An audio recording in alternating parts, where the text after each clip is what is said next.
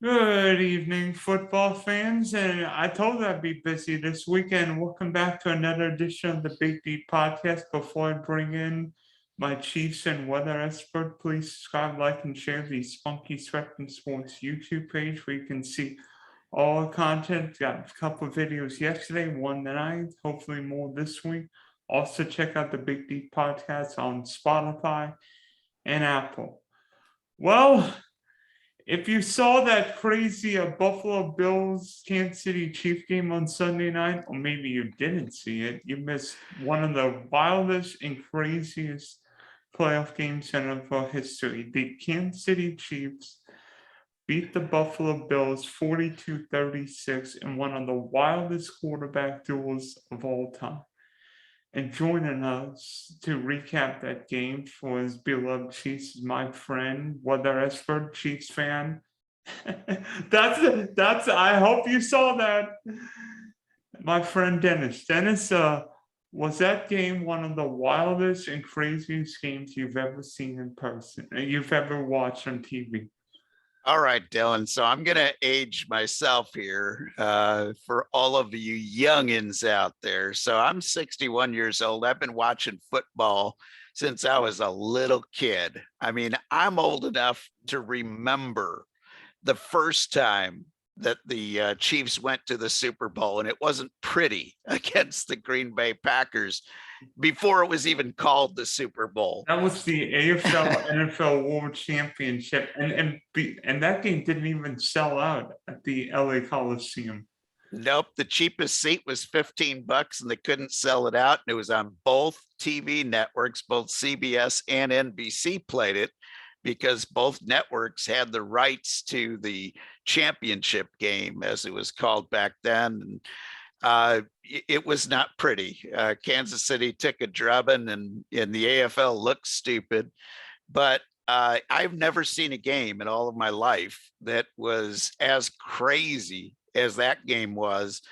That last 2 minutes plus of the game was just adrenaline filled. And, if you were either a Bills fan or a Chiefs fan, the ups and downs that you faced was greater than any roller coaster that could ever be designed. I'm trying to think. That would be what's that roller coaster park in Ohio? I can't think. Kings Island. Kings Island. Kings Island with all those crazy roller coasters. You go like up, down, up, down, up, down. It's like a racetrack full of emotion and adrenaline. I could have worn my Beast sweatshirt because I've been out there and I've ridden the Beast. But yeah, that one and Cedar Park, Cedar Point. Yeah, that's the other crazy roller coaster haven. I was a big roller coaster guy back in the day and got to ride a bunch of those crazy things, and nothing lived up to that. But here's the thing, Dylan, with a minute 2 left after the Chiefs got scored on and the Bills went ahead, I'm sitting there going, this game ain't over. And then the Chiefs went right down and scored. Huge play by Tyreek as he gave the old peace sign as he's running. And the crazy thing is he's celebrating and he's taunting the guy, and the guy had the angle on him and he still couldn't make the play. That's how fast Tyreek is. And then I still sat there going, this game ain't over. And sure enough, Josh Allen on another couple of fourth down plays got it done. And 13 seconds left, and you figure they get the 2-point conversion to go up by 3 and it's over. And I'm sitting there going, this game ain't over yet.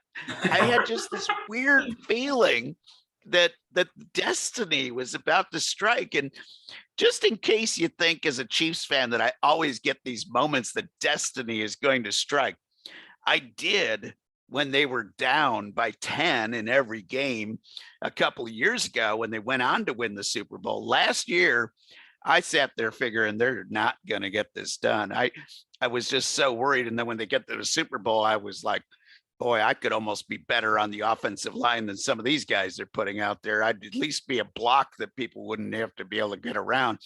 but they were just awful. And I knew there was no way they were coming back. But 13 seconds the other night, I'm thinking, no problem. Mahomes is going to figure out a way to get this done. And he did. And then the best thing, I don't understand how Bills fans cannot be screaming for Josh Allen to be released from the team. I don't mean traded. I mean just released. Who picks tails when there's a coin flip? Who picks tails? I'm trying to remember what the Patriots called in that 2018 AFC Championship game a few years ago. Well, in one of the playoff games in Kansas City Chiefs history, the Chiefs lost the coin toss. Okay. The other team deferred to the second half, and the Chiefs guy said, I'll kick off, because he thought if I win the toss, I'm kicking off. So not only did the Chiefs have to kick off to start the game, but they had to kick off to start the second half and ended up getting beat. So coin tosses and the Chiefs have quite the history. But in this case, we're on the winning edge. Why don't you call heads? Everybody knows you call heads. You know, Bills fans might be arguing something else. With 13 seconds left after going up 36-33, why didn't the Bills just squib kick it? Because thinking on it, even the Chiefs get the 30-yard line, that's 4 or 5 extra seconds, potentially eliminating a play.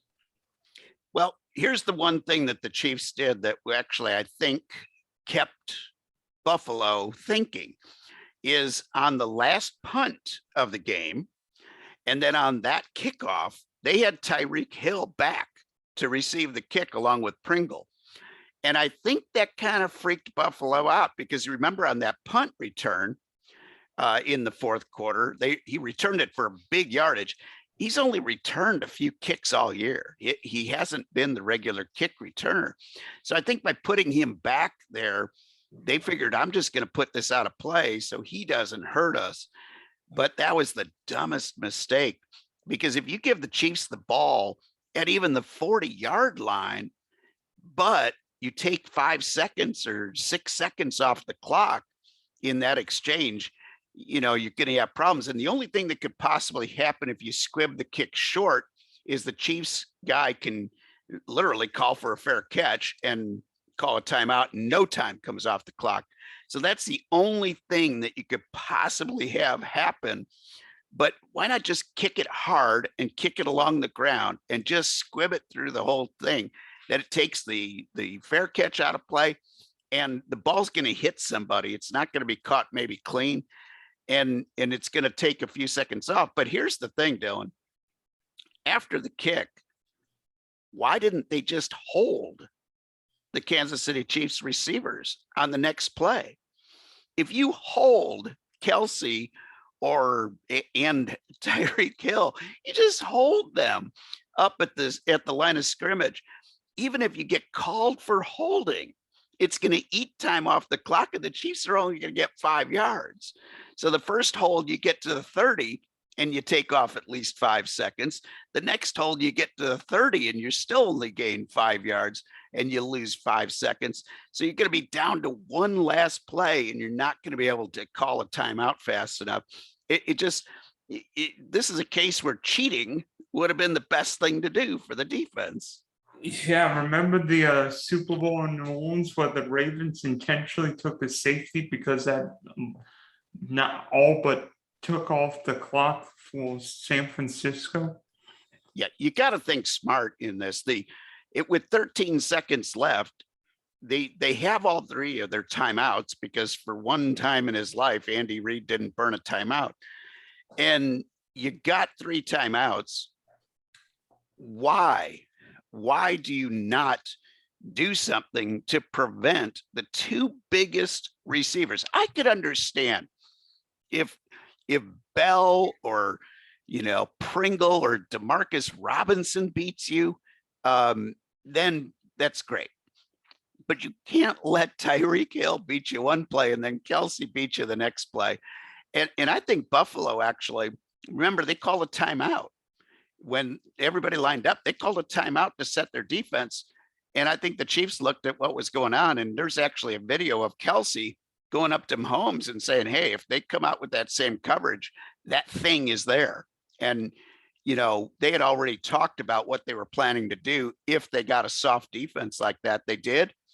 Nobody manned up on him, and he got the yardage he needed and got down real fast, which was the smart play. And with 3 timeouts, the Chiefs didn't have to worry about throwing sideline passes. They could walk anywhere. Yeah, all they had to do was worry about the play being fast. They could not get held up, but the Bills helped them out there too, because instead of rushing 4, they rushed 2. So there was no pressure. The Chiefs knew there was going to be no pressure. And because of that, they could pick and choose what they were going to throw. And the field was wide open. They were worried about them going the distance. They weren't trying to go the distance. They didn't need a touchdown. The defense that the Bills played would have been perfect if you needed to score a touchdown to win the game or to tie the game. But needing just a field goal, they gave up way too many soft yards.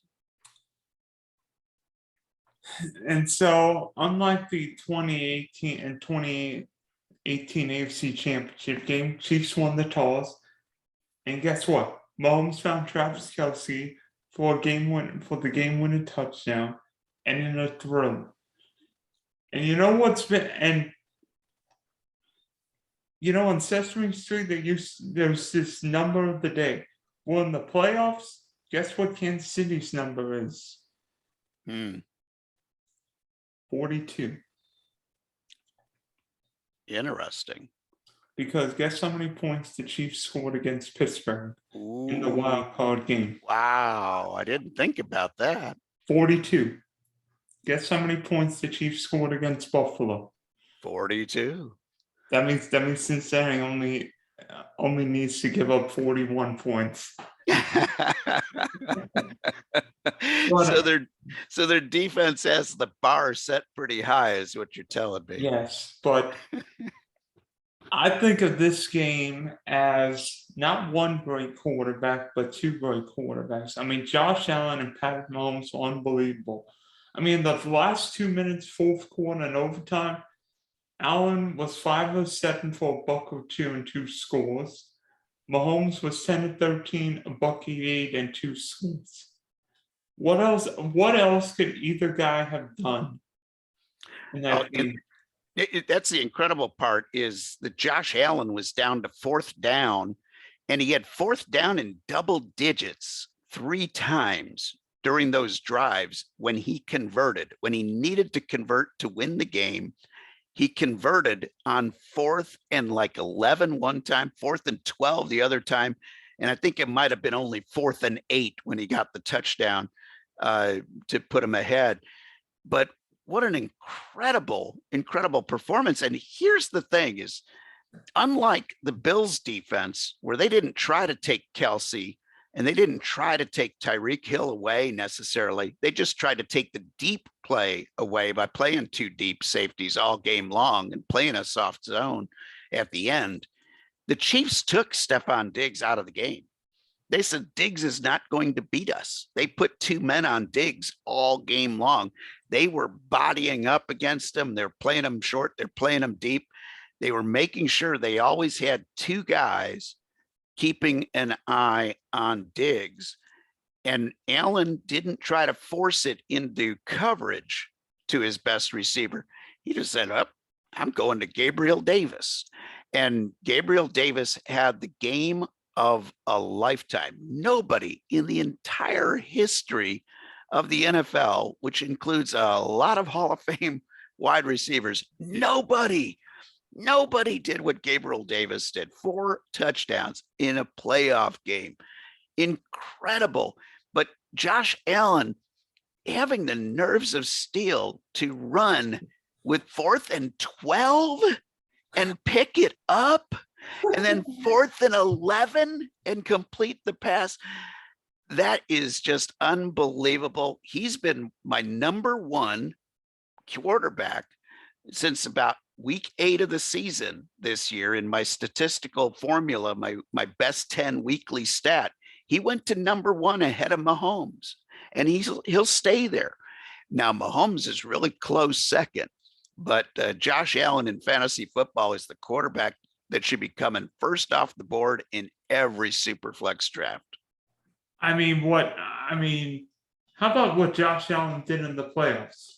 9 touchdowns, no picks, and he lost a game. How's that humanly possible? It's because his defense let him down. It's so much like Mahomes.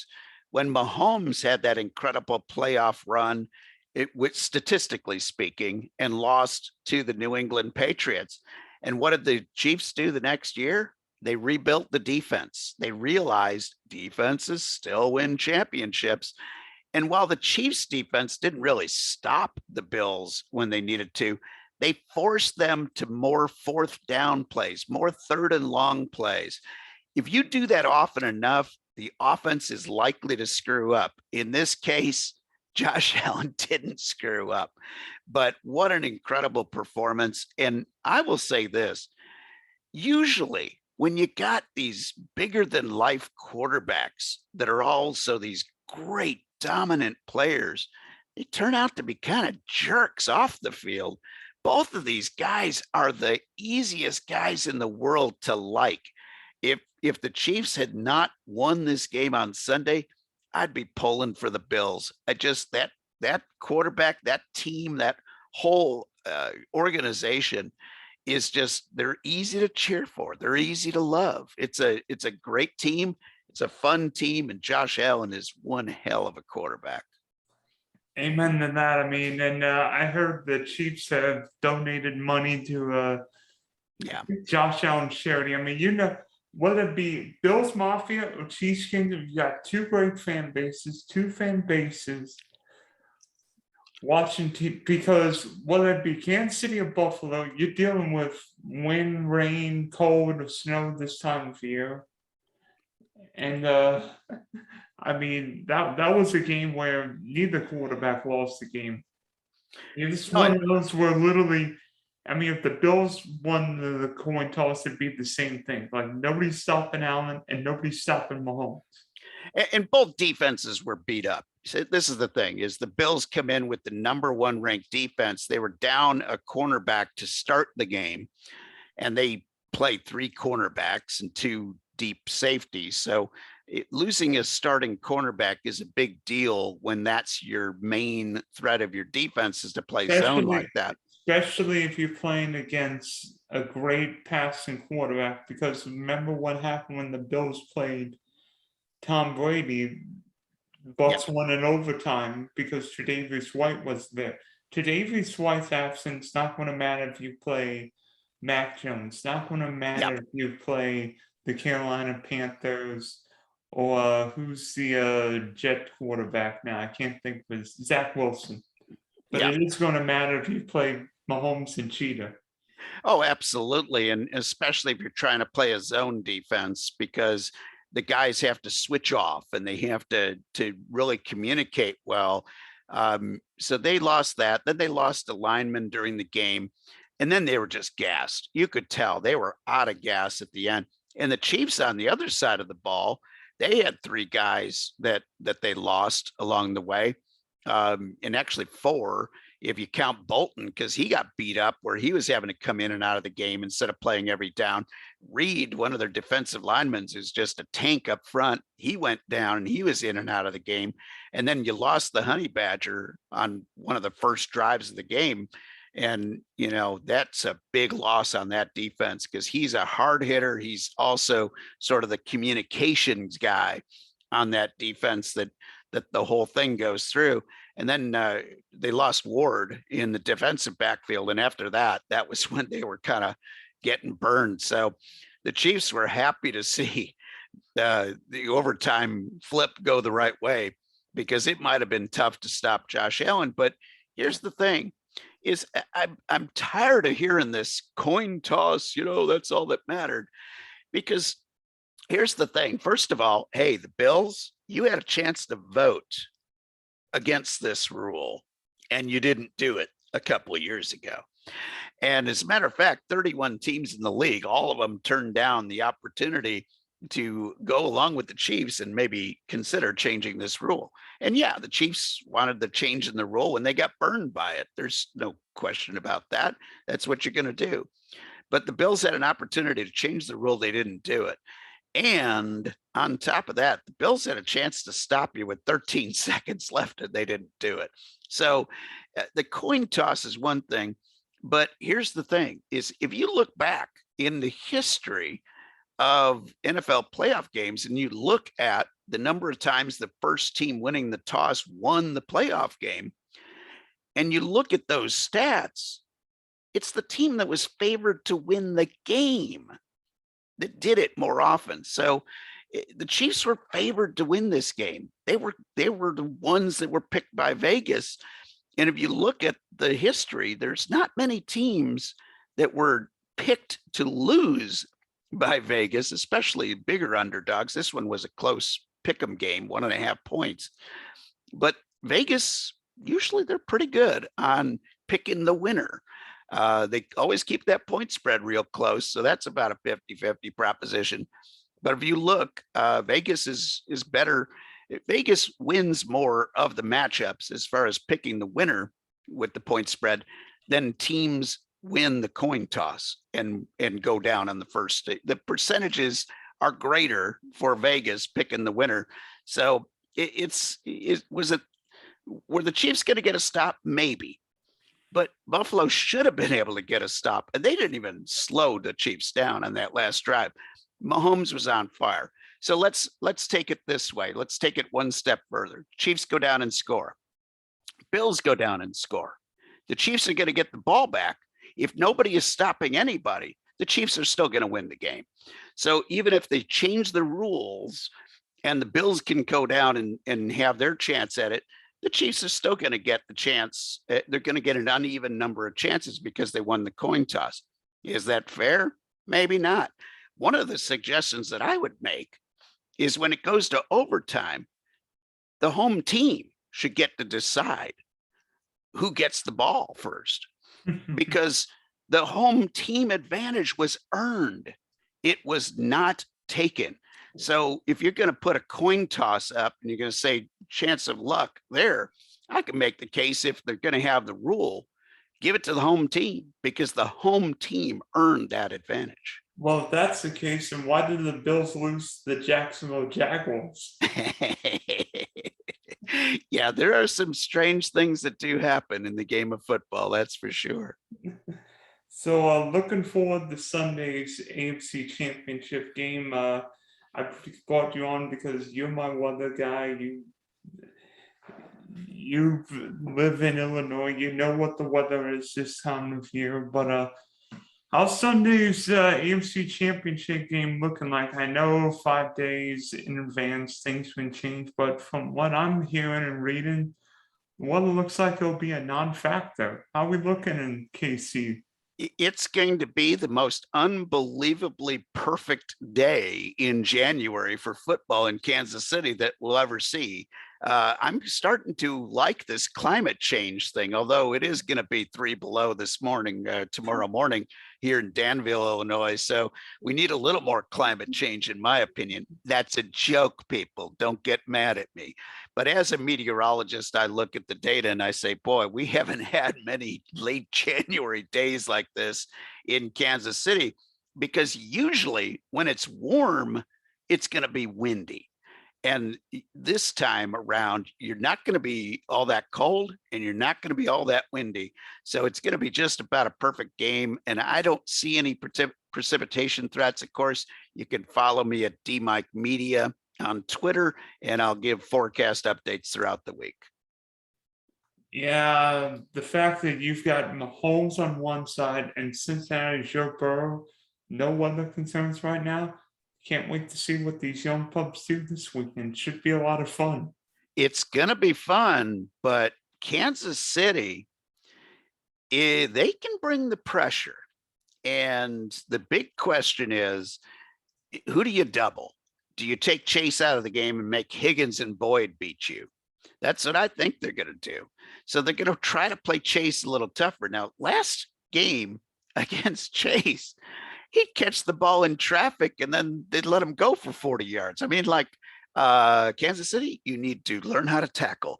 They just didn't even put a body on him. It wasn't that he broke tackles. He just ran past guys because guys looked like they were indifferent of wanting to hit him. I don't think we're going to have that problem on Sunday.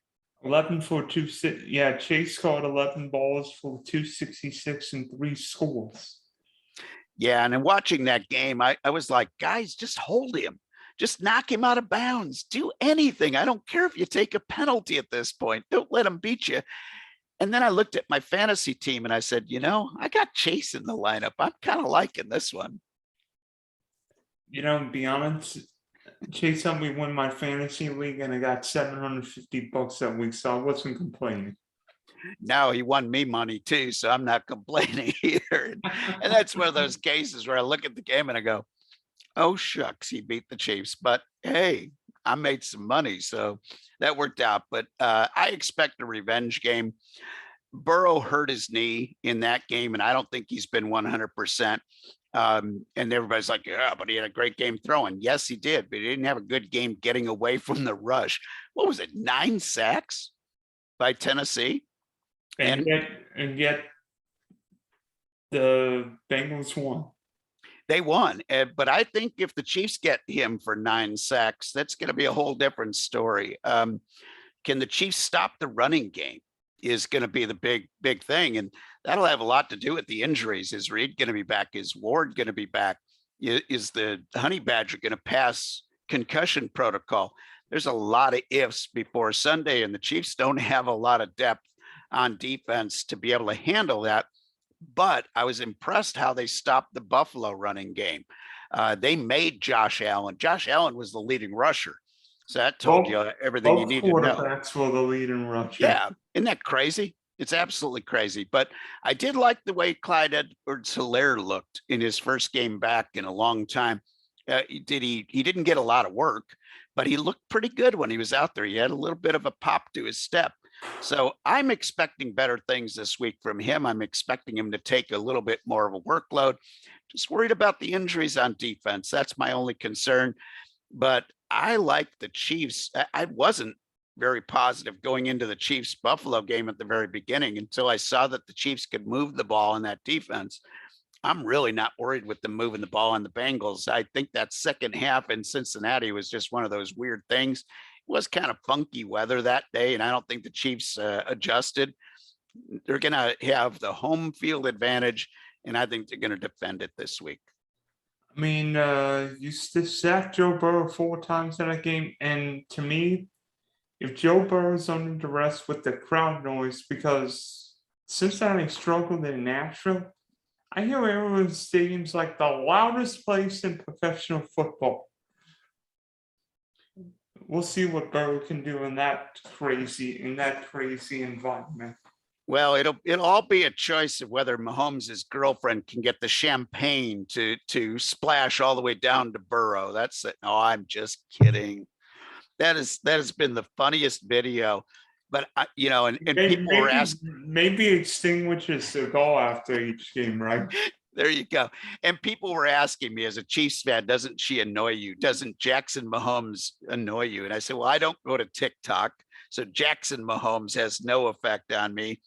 And my only concern, my only problem with her popping champagne is you don't pop champagne in the divisional round. That is a rule, just like in the NHL hockey. Do you watch hockey at all? Okay, so in hockey, when the conference championship is decided and a team is going to the Stanley Cup, they have a big presentation with the commissioner out there to give the division trophy, the conference trophy to the captain of the team. Have you ever seen the captain touch the trophy? It's just like they get away from it. They don't want to touch it. It's the biggest no-no in hockey. The biggest no-no in football is popping the bubbly before the Super Bowl. You don't do it. You just don't do it. So that's my problem is you don't get champagne out in the divisional round. You ain't won nothing yet. Yeah, they don't pop shit. Yeah, pop champagne if you win in LA, right? Oh, I saw the Cubs years ago pop champagne when they clinched a wild card berth. And I was like, what are you doing? I can understand in baseball, a long season, 162 games. If you win the division, you pop the champagne. If you win the NL title, to go to the World Series, you pop the champagne. And then when you win the World Series, you pop the champagne. The rules are different in football. You don't pop the champagne until the Super Bowl.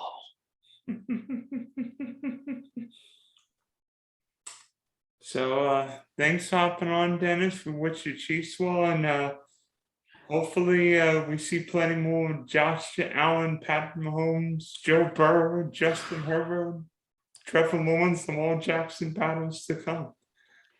That AFC is just chock full, and the AFC West is chock full of great quarterbacks. It's going to be a fun time to be an AFC fan, and because I look over in the NFC and I don't see the same type of quarterback. Their stars are the old guys. You don't see too many youngins. You see Tom Brady and Aaron Rodgers, if there's even still playing next year. Yeah, the only hope is if Trey Lance actually gets to take the field as a starter in San Francisco, we might see the coming of a good young quarterback. And I still think Justin Fields is going to be pretty good for the Bears. But right now, does it get any better than the threesome of Mahomes and Allen and Burrow? And then you also have Herbert, and it just goes on and on in the AFC. Their best four quarterbacks of the young variety are better than anybody in the NFC right now. I'm sorry, Tom Brady, you had a fabulous career. You are the GOAT when it comes to winning Super Bowls, but you're not as good as the young guns out in the AFC anymore. Bye-bye.